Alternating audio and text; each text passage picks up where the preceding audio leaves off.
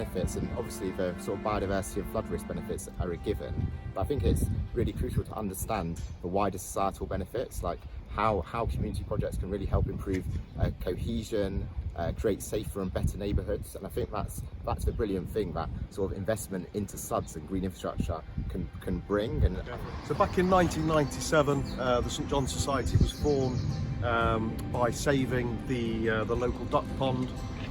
Really from there we've been focused on understanding how we can improve the greening areas within St John's, but also the lake.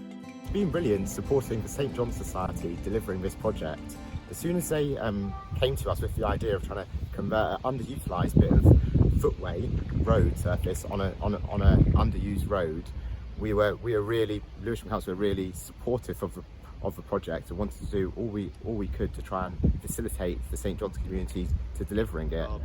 The next stage for us will be to, we're working with Network Rail, that will be in terms of the mural on this wall here.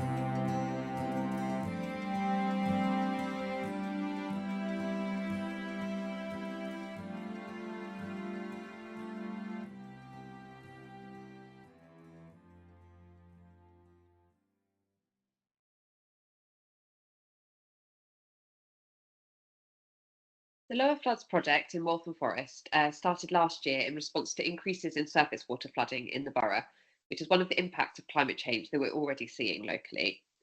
The project involved installing free, self-emptying water butts and water-saving devices in residents' homes and other community buildings.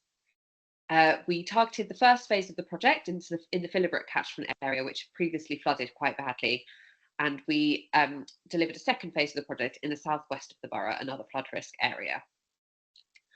One of the things that helped us to successfully deliver over 1,000 installations in those areas was the collaborative and community-led approach. We had a local resident flood action group help with the design of the project and to communicate the project via WhatsApp chats and word of mouth. We also worked with our in-store service store team, who did the installations and also designed the self-emptying component of the water butts.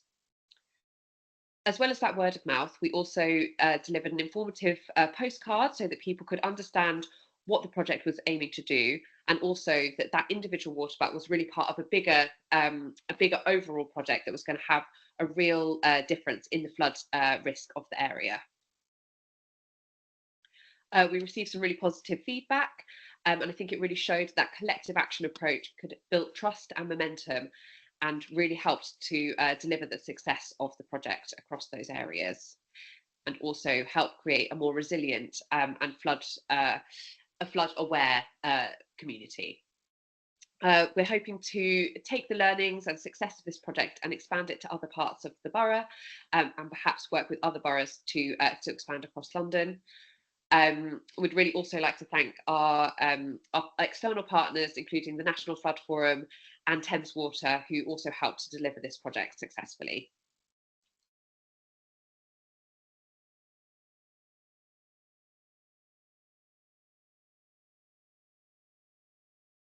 In July 2022, we embarked on an ambitious project aiming to complete a community rollout of passive draining water butt planters on residential properties across 3 communities in an urban and rural setting.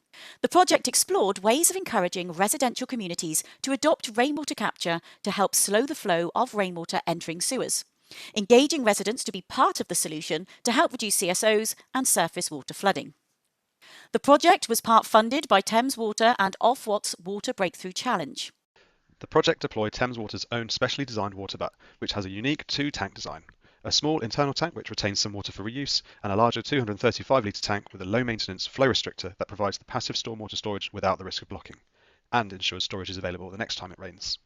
The water butts have planting trays on top, which residents use to plant flowers, fruit or vegetables, increasing the biodiversity and enhancing the amenity of their neighbourhoods. The scheme leveraged digital innovation by using an online platform to facilitate the free uptake of water butts. Householders were encouraged to register their interest on the platform and then schedule an installation at a time that suited them.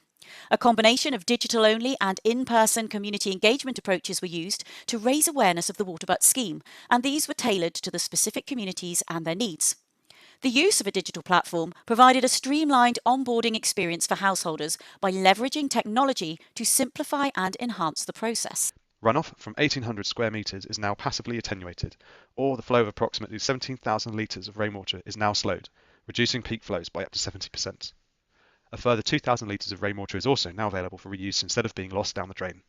It has empowered householders and communities to take action and to feel part of the solution to their local issues. The output of the project is a blueprint that is available to any organisation, big or small, wishing to roll out a similar initiative, helping to establish good practices when it comes to effective community engagement to achieve rainwater management at scale. A huge thank you to all who have been involved in this project, particularly our Rainwater, Groundworks, Waltham Forest Council, Lambeth Council and the Farming and Wildlife Advisory Group.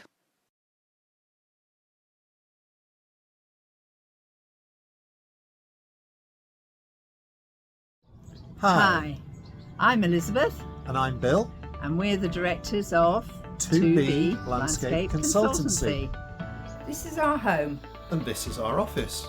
As we've developed, repaired and replaced various parts of our house, office and garden, we've taken every opportunity to incorporate water collection and attenuation features. We've done this by fitting 4 water butts, 4 green roofs, a hydration channel, a rill, pond and rain garden, a permeable drive and deck. and we've shared this with our neighbours during open gardens. To keep the water clean, all of our water butts feature these ingenious water diverters and filters. It's amazing how much stuff comes off the roof. Our first green roof was in 2010 when our garage flat roof had to be replaced. We produced a time-lapse video of its creation. We then fitted a green roof to our outside office and also to a shed and a wood store. It's fascinating to see how these change through the years and how they always come back after summer droughts. The hydration channel was fitted by our house insurers when we put our foot down and said we didn't want the large ash tree in our front garden removing. The channel provides all the moisture that the tree needs without it sending its roots under our house. When we fitted an extension, we had the chance to redirect the water from the entire back of the house, which runs through a rill, a pond and into a rain garden. The exceedance route is via the overflow and dry stream bed which outfalls to a local ditch. We laid flexi-stone permeable bound gravel on top of Type 3 stone. We've done as much as we can to collect and detain the water that falls on our property. Ironically, that didn't help us much when we were flooded by surface water from adjacent fields in 2019. But it did make us move on to our next SuDS NFM adventure, the West Wolds Slow the Flow Catchment Partnership. When it comes to SuDS, all scales matter.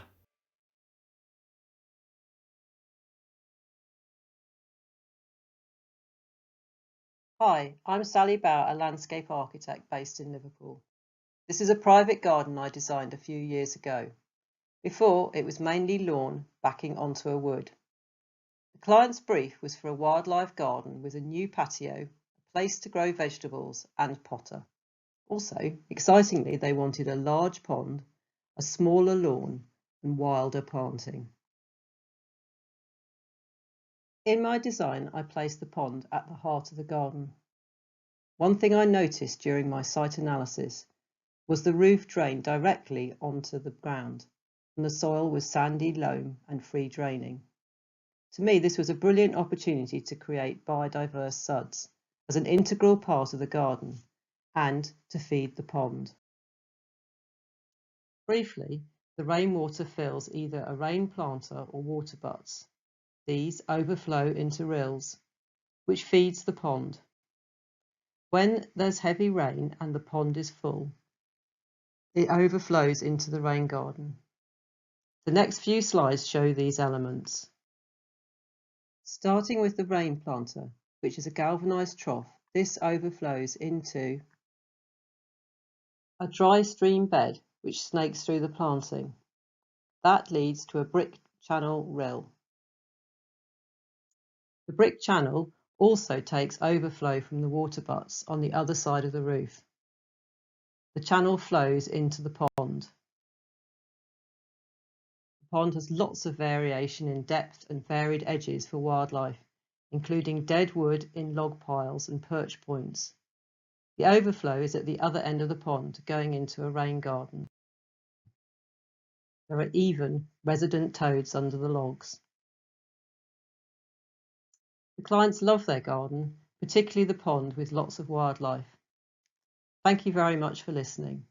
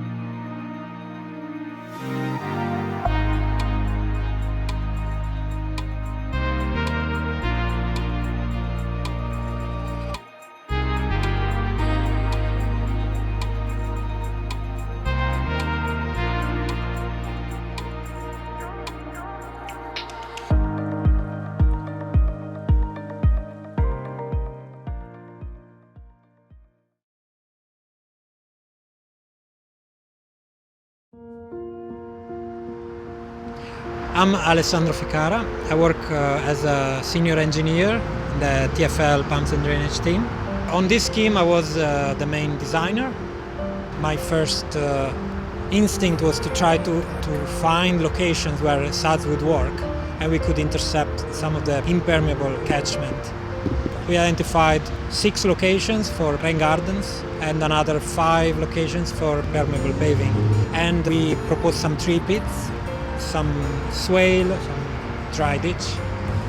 Yeah, so this scheme really showcases innovative way in which TfL has been able to deliver SuDS. It's quite a challenging and urban, complex highway location. So we had to really make the use of the space. So we had to reuse some outdated subway, for example. And you can see here at the roundabout, we really had to transform this roundabout into a biodiverse water management landscape. SuDS on the highway locations are very challenging. The constraints are considerable. But they're also, as we try to look at things, constraints are opportunities. It was particularly exciting from my point of view because I thought we could get a really interesting range of planting in. One of our aims at TfL is to get people to walk and cycle more. And of course, if your routes are interesting, green, things in flower, lots to look at, then they're more likely to do that. This is one of our first big SuDS scheme in London. So we are learning and forming long-term relationships with our partners so we can start delivering more of those type of SuDS scheme in London in the years to come. This project definitely formed the basis for developing new TfL SuDS standards. We are really proud of this scheme and we really learned a lot from it.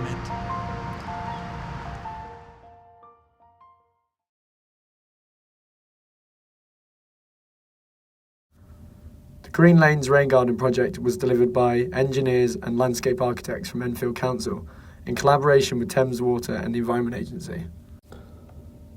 The rain garden SuDS features were constructed by excavating the footway, backfilling with granular subbase, topsoil and then planting. This area of green lanes in the southwest of the borough is at significant surface water flood risk as it's a topographical low point and surface water frequently overwhelms the local drainage system. The rain gardens help to alleviate flood risk by attenuating road runoff and storing it in the subbase before discharging back to the sewer network at a reduced rate. Also, losses occur through infiltration to the surrounding ground. The rain gardens also help to improve local water quality by filtering out pollutants through the subbase, ensuring that water entering the local river system is much cleaner than what enters the rain garden. Finally, the rain gardens help to improve the street scene by providing much needed green features to a predominantly grey space. To summarise, this scheme has helped improve the local area by reducing flood risk, improving water quality, and importantly providing exciting green infrastructure to a grey landscape and encouraging more people to visit the area and enjoy the local offerings. My name is Jem. I'm a local business owner in Homeless Green, like 30 years now. Last year the council decided to make different things in the area. It makes it now the area looks beautiful, more smart, we get more customer and we are more relaxed.